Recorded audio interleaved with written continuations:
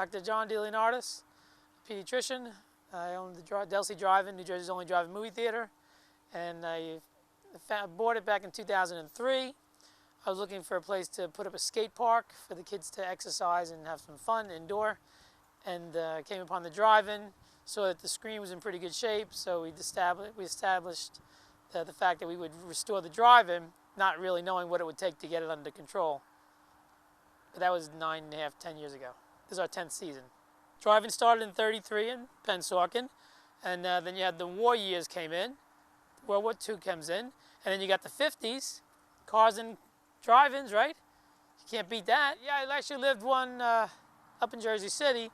It's called the Roosevelt Drive-In, and if I was actually on my roof of my house, I could see the drive-in screen, top half of this drive-in screen, because there was a factory in between us, and I couldn't hear anything at the time because you had to have the car speakers and things. Well, I have a lot of cousins, and we used to go to the drive-in down in Tom's River. My uncle would load us into the station wagon at the time. We'd get over there, and then that was a nice night out. There's parts, bits and pieces of here and there. They usually get overgrown. Sometimes you might see a screen, you might not. Right now it's cost prohibitive because people want the property for the real estate value. The last one closed in Hazlet in 1991, and this was closed in '87. And we reopened in 2004, and we're the only one. Tonight you'll get a double feature of, on screen 1 we have Croods and 42, and on screen 2 we'll be showing Scary Movie 5 and Oblivion. Tickets are sold per screen, not per what you want to see, because the movie studios kind of give us the option of playing one movie with another. But it's still 2 first-run movies for $9. Our biggest night actually was when we were still back in a single screen. I think it was 2006.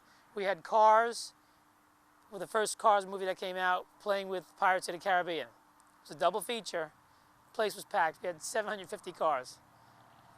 It was busy. Yeah, I've been trying to find pictures of the marquee, early pictures before we got it, so you can see what the marquee looked like before, because I'm trying to restore that. I have a phone call into a guy from Syracuse, New York, who's a very good neon specialist for the neon lights. And talk to him and see if we can work out some kind of deal. But that would be awesome. Then maybe we can piecemeal it, get a little bit done this season, a little bit done next season, so over time, next couple of years, we'll have a real nice, awesome looking marquee. There was one screen behind me. This was the initial screen. The concession stand that you see here had no roof on it. It was kind of just burnt out, just a shell. But the quality of the product that was there, it's a testament to the people that built it back in 1949. We also added solar panels back in 2011, so it helps us reduce our electric bill. We're actually the first drive-in in the world to go solar, from what I believe. There's one out west that has done wind, so we're not technically the first drive-in to go green, but the first one to go solar, to the best of my knowledge. $300,000 for a projector. That's not cost effective for the mom and pop person. You got a big movie chain, they can throw those kind of numbers around, sure, but the mom and pops can't. There's certain loans and things that are out. There's different agencies out there.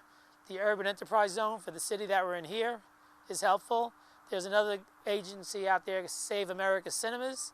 They're helping to get the mom and pops with the theaters, indoor and outdoor actually. I think the most number one, I think, would be French fries, because there's so many combinations. You have French fry combinations, you got chili, cheese fries. So the fries gotta go. But I'm partial to like the subs. We have subs, movie subs we call them. Eggplant palm, chicken palm. It's all good. I don't have a preference for one thing, but a lot of it sells. You'd be surprised. Saturday is the busiest night by far of the whole week. So you'll have an average crowd on Friday. Saturday will double your Friday crowd, and Sunday will usually give you a third of what the other days were. We have a lot of high school kids, so we're kind of regulated by how many hours we can be open, how many hours they can work. But yeah, Friday and Saturday right now. Then the holidays come in. Memorial Day, we start doing Friday, Saturday, Sunday. And then usually in full swing, we're doing Wednesday, Thursday, Friday, Saturday, Sunday. But with the digital now, we're going to be able to have many more options as far as alternative content. We'll be able to have classic movie nights. We'll be able to have the retro nights, the B-flick nights. And we're entertaining doing Xbox competitions. Well, you have an entry fee, and then you get a half hour of playtime on the big screen with the Xbox. and then whoever accumulates the most points, whether it's a elimination rounds or finals. They planned their holiday around us being open. People were calling from overseas. We had an English journalist came in. She was doing a magazine article, and she wanted to come here to us because people were actually asking her, and she did a write-up in there, and people were calling. They wanted to make sure that we were open on the weeks that they were here on their holiday. So England's pretty far. We got some Poland. Got some people from Poland came in. Australia. But typically on like the average night, Brooklyn. But they're getting a lot out of it because they're getting the 2 movies. They're having a full night out. It brings back a lot of memories. Some of the people will stay in the local hotels and things, so it brings more economy to the area.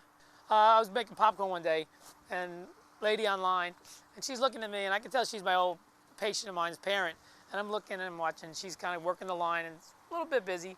And as she gets closer to me, she was close enough to hear my voice. And when she heard my voice, she started saying, "Oh my God, that's my baby's doctor." Yeah, they get a big kick out of it. They see me in here making popcorn or something, and they really get a charge out of that. I always tell the parents, so let's do the medical thing first, and then I'll deal with the driving questions after that. It's a great family night out.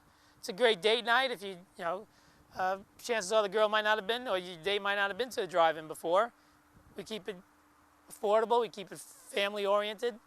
Get here early. That's what I tell everybody. The secret is to get here early and bring your appetite. If you're walking in the door at 5 minutes to 8 and it's 8 o'clock showing, guess what? You're going to be in line. But the people that came at 6, 6:30, 7, even quarter to 7, they're in. They're getting their dessert, ice cream, shake, whatever. They have a different night. For that nostalgic effect, for that memory, for that new memory for their kids, grandkids, whatever. This is what you're given here. This is not just coming to see a movie. This is the whole night.